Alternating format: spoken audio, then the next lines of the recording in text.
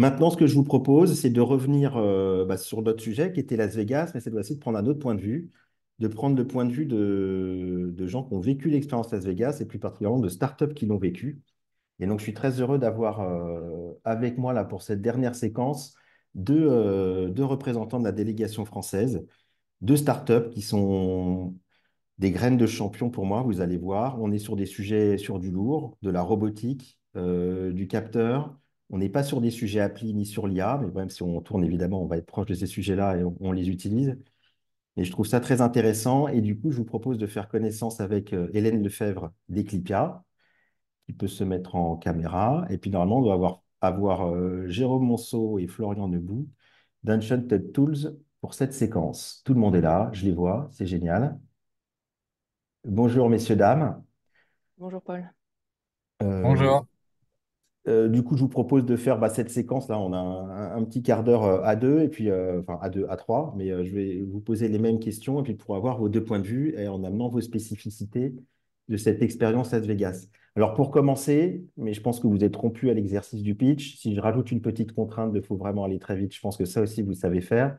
Et l'idée, c'est peut-être d'abord en une petite minute que vous puissiez vous présenter, vous et votre entreprise, même si elles ont été évoquées dans dans les pitchs précédents, mais replacer le contexte sur finalement quel est votre produit ou votre business, et puis après on reviendra sur l'expérience Las Vegas. Alors peut-être Hélène pour commencer. Merci. Bonjour à tous.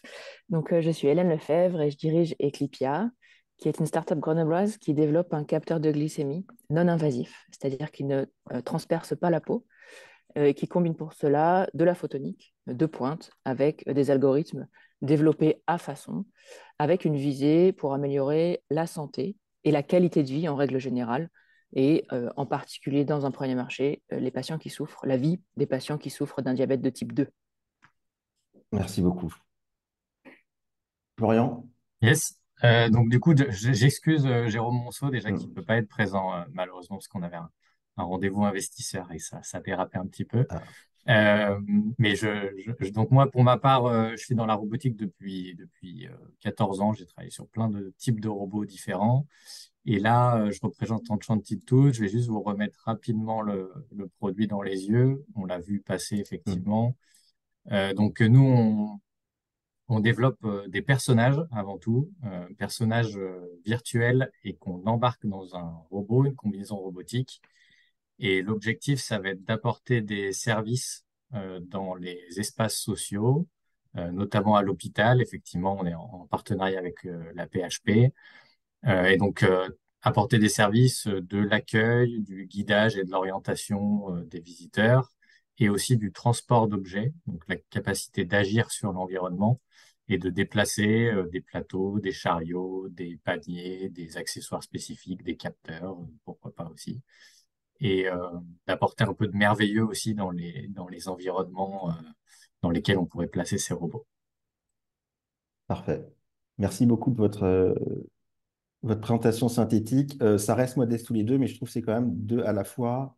Vous faites des mix de technologies qui vont chercher de la pointe qui vient de différents domaines, hein, robotique, industriel, applicatif, IA, et pour vraiment aller apporter des changements forts, hein. Les visées, c'est d'un côté, enfin là, le robot et tout ce que ça embarque de complexité, et puis les capteurs non invasifs pour tous les malades qui doivent se tester et faire des piqûres. On s'attaque à des très gros sujets et à tout de suite à une échelle mondiale et pour être au top au niveau planétaire, hein. Ça, c'est ce que je retiens de vos boîtes. Du coup, là, on est sur le sujet Las Vegas. Quand on est à vos stades respectifs, je voulais vous demander finalement votre expérience Las Vegas CES 2024. Qu'est-ce que vous en retenez en synthèse?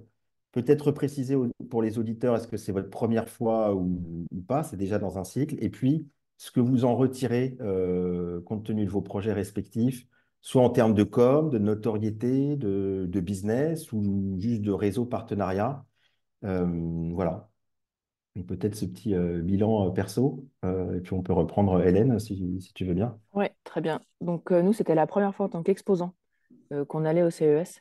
Par contre, on y était allé l'année dernière en tant que visiteur, ce qui a été très positif pour nous, puisque Mm. ça nous a permis voilà, d'arriver dans un endroit connu, d'avoir compris un peu ce fonctionnement à part du salon. Et donc, d'arriver tout de suite prêt en étant inspiré de ce qu'on avait vu l'année dernière. Ça, c'était une bonne astuce hein, que je souhaitais partager. Et puis, en termes de bénéfices pour ce salon-là, euh, on y est allé avec des objectifs clairs, qui étaient de rencontrer des partenaires, des investisseurs. Ça, c'est un objectif qui a été complètement rempli. Je crois qu'on a partagé la même expérience avec Florian, qui a été dès le premier jour du salon d'avoir la visite de Microsoft et de son PDG Satya Nadella. Donc ça, évidemment, c'est un très gros plus pour nous, puisque en termes de Mm. communication, de mise en lumière de la techno, et puis en expérience personnelle aussi, hein, ça, voilà, être chaleureusement félicité pour notre travail et pour la technologie qu'on amène au monde, ça fait partie aussi de ces objectifs inattendus Mm. et très appréciés. D'accord. Donc oui, on planifie des choses, mais il se passe aussi heureusement, ça reste un événement où il peut se passer des choses inattendues qui apportent Voilà. forcément intérêt. Et dans la même veine, je termine juste, mais Ouais. nous, on n'avait pas d'objectif particulier en termes de communication, de retombées presse. Et ça se fait indirectement et c'est très bénéfique aussi pour nous. Ok. Donc des rencontres partenariales et de la com, du coup, qui tombent, entre guillemets, presque toutes seules. Toi, Exactement. Florian, de ton côté, première expérience ou pas, et puis les bénéfices que vous en retirez chez Uncharted Tools? Ouais. Alors, nous, on y était allé l'année dernière, mais d'une façon un peu atypique, c'est qu'on avait loué une suite à côté du salon. Donc, on avait fait que des démos Mm. privées à C'était des le off. journalistes. Voilà, c'était le off du CES. On avait fait South by Southwest de la même façon. Euh, et, euh, et ça avait été intéressant, mais on n'avait pas eu forcément l'impact qu'on souhaitait.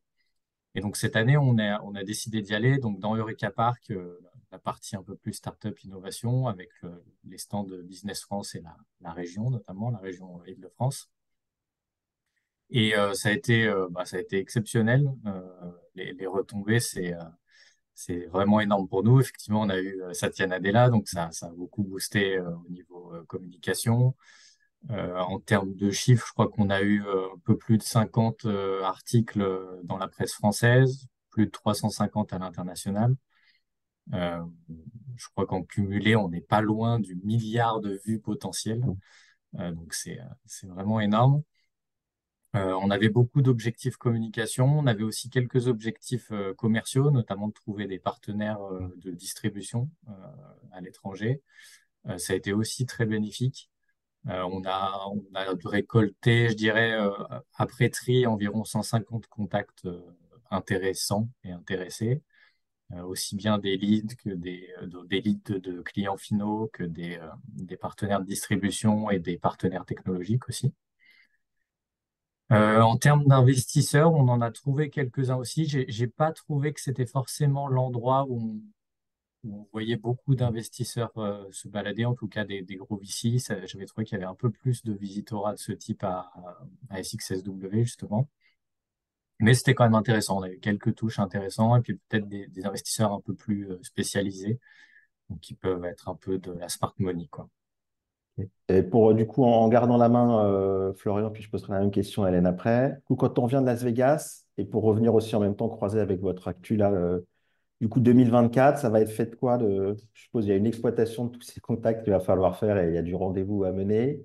Mais du coup, vos grandes priorités là pour cette année avec l'effet boost de Las Vegas, ça va être quoi les quelques grands points de conquête que vous avez ou jalons Ouais. importants à partager?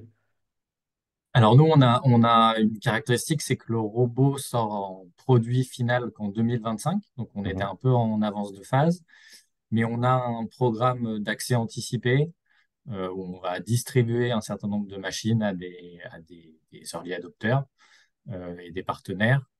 Et donc, ça a bien boosté déjà sur ce niveau-là, c'est-à-dire qu'avant, on pouvait avoir un peu de frilosité de certains partenaires en se disant oui, bah, on va peut-être attendre que le produit soit prêt, on va voir, on n'était pas forcément hyper connu. Là, depuis le CES, on voit un gros boost de confiance et plutôt justement des gens qui sonnent à la porte pour être les premiers à avoir le robot, à avoir les produits et à pouvoir en profiter. Euh, Après, on est en train de faire une levée de fonds aussi en ce moment, donc ça aide aussi pas mal. C'est un des enjeux de l'année. Voilà, donc je dirais le programme Accès Anticipé, qui est vraiment, on a 30 machines à Ouais. déployer là sur l'année. 350 l'année prochaine. Voilà, on essaye de scale assez rapidement. C'est 100 000 robots, hein, les chiffres, c'est 100 000 robots en 10 ans qu'on Ouais, veut faire. C'est dimensionné par rapport à l'expérience précédente qu'on avait avec Aldébaran, les robots ouais, Nao et Pepper, dont Jérôme était un des cofondateurs, d'accord. et qui avait vendu 40 000 robots en Hmm. 10 ans. Voilà. Ok, Donc, super. voilà à peu près la trajectoire. Merci. Hélène, toi, le retour Las Vegas et l'année 2024, les grosses priorités? Moi, le retour de Las Vegas, évidemment, c'est de transformer l'essai. Ouais. Ça fera plaisir à Jérôme, la métaphore. Ça, c'est sûr. Hmm. Nous, on n'échappe pas à la règle, hein. Comme toutes les startups, Ouais. on a une année où on doit lever des fonds. Hmm. Donc, c'est priorité numéro une. La seconde, c'est on est en train de finir un essai clinique. Donc, c'est de pouvoir analyser ces résultats-là Hmm.